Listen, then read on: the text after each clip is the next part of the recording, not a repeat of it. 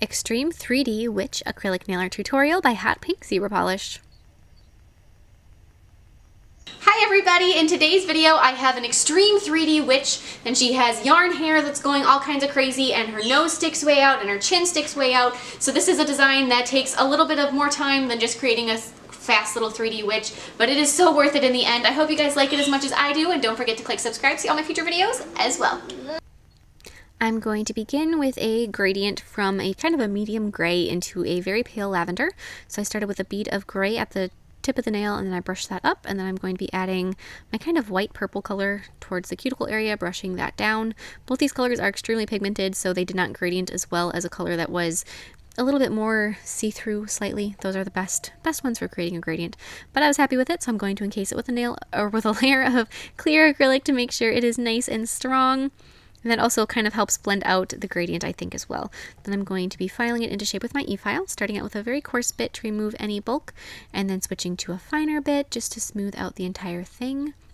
And if you guys were planning on doing like a full set of gradient nails that were two colors that were a bit more pigmented, I would pick one of them and I would mix some clear into it. So maybe make a separate little side dish, but thin it out some, if you want to call it that, just to make it a little easier. But I'm going to take a couple pieces of some green yarn, and I'm going to trim off little bits, and I'm going to separate the different strings of it, and I'm going to glue some of those onto my nail. This is going to be for my witch hair. So glue a couple of them to one side and then glue a couple to the other side, just with a little bit of nail glue. Making her hair actually like wild and coming off the nail I thought was just so much fun, and it would just crack me up. If this was on my nails, actually, I would be playing with it constantly.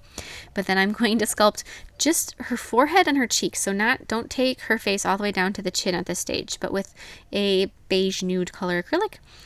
Or if you guys want to do like the classic witch, go full green, that's fine, but I might choose a different color for her hair.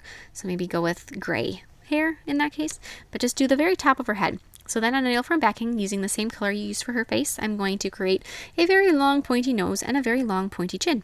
They're very similar shaped, so that's just kind of funny to me. But create her nose and her chin. One curves up and one curves down. Then glue her nose basically to the center of her face, sticking straight out. It's a little hard, especially if you're wearing a glove. I might suggest using a tweezers like I did so that your glove doesn't get in the way of gluing these little pieces on. And then glue her chin to the bottom, just like that, so it sticks out as well. And then at this point she looks really weird, especially in the chin area, because it's this weird thing just sticking out in her face. But you're going to take more clear acrylic and you're going to thicken up these little bits and smooth them out into her face. So when you're doing her nose, I would also suggest adding some nostrils to it because, you know, why not? Nostrils are fun. So just take and kind of spread out the very base of the nose a little bit farther, and then use the tip of your brush just to push in, and you'll have very easy little nostrils created. And then for her chin, you're going to want to smooth that into the rest of her face. So take a larger bead on each side and then blend them up. And it doesn't have to take, I would do it in a couple different beads. I won't try to do all of this at one time because you may not be able to get it smoothed out very well before it starts to set up. And if that happens, it's just a headache. So take your time, be patient with it, especially with a design that's more extreme like this. I would much rather, if it were me, do a couple beads that were smaller and not have an issue than try to do it too quickly and ruin the whole thing.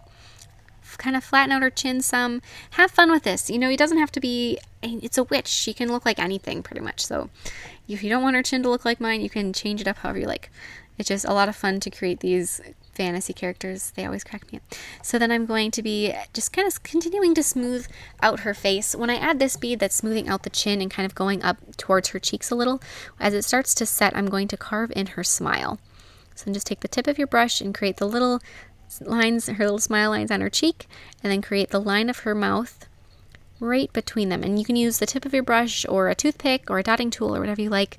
I usually just use the tip of my brush because it's already in my hand, so I might as well use it instead of switching tools. I'm also going to take, and it's a little hard to see, but underneath her chin you're going to want to add a very skinny little neck.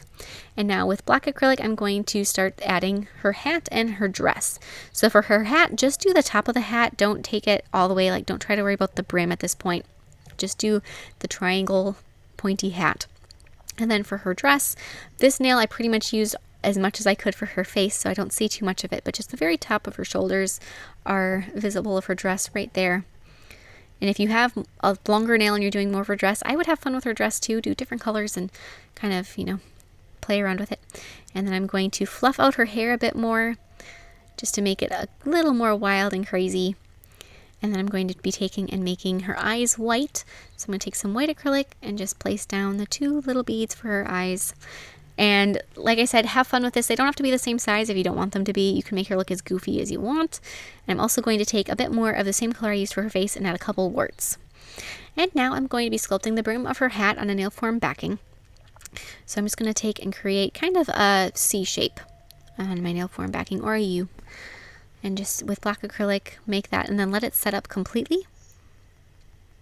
So just work on it. It doesn't have to be perfect, but just add that on the back. And then leave that, like I said, until it has set up completely.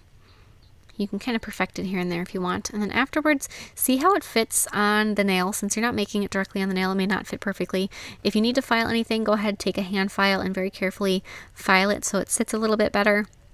I had to file away a little bit of the inside because my curve on the inside was a bit too small. And after that, I'm going to try to fit it on there again. If it fits pretty good, go ahead and glue it in place.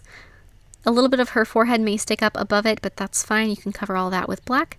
Then go through and fill any gaps around the brim of the hat with more black acrylic.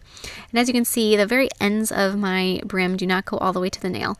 That's probably the trickiest area to fix at this point. So if that is the case, it may take a couple beads, but attach the brim all the way back to the nail. That's going to create so much more strength to your brim, and it's going to just kind of complete it so that this nail, because if you just look at it from the front, you can't really tell that it doesn't connect all the way back. But if you look at it from the top or from the side, it looks a little weird unless it actually touches the nail on the sides. Just go through and maybe go a little bit on one side and then a little bit on the other, go back and forth until it looks complete. It's a little bit, like I said, this is the most unfortunate part to have to fix, but it is fixable. So that's the important thing. And then I'm going to take some more of a brighter purple and I'm going to add a little stripe around the pointy part of her hat, right so where the brim meets the top of the hat. A little band around it. I'm going to try to fix that end a little bit more, smooth it out some. And then once I'm happy with it, you can go ahead and you can start doing your acrylic painting. So now taking a whole bunch of colors, I'm going to actually start with brown though, and I'm going to begin doing all of her major outlines. So I added her eyebrows, and I'm going to be outlining her mouth and her smile. Just like that. Like I said, I want her to be very goofy and just kind of funny. I'm going to be taking some diluted brown paint and darkening her warts a little so that they show up some. Also taking that diluted brown and outlining her eyes.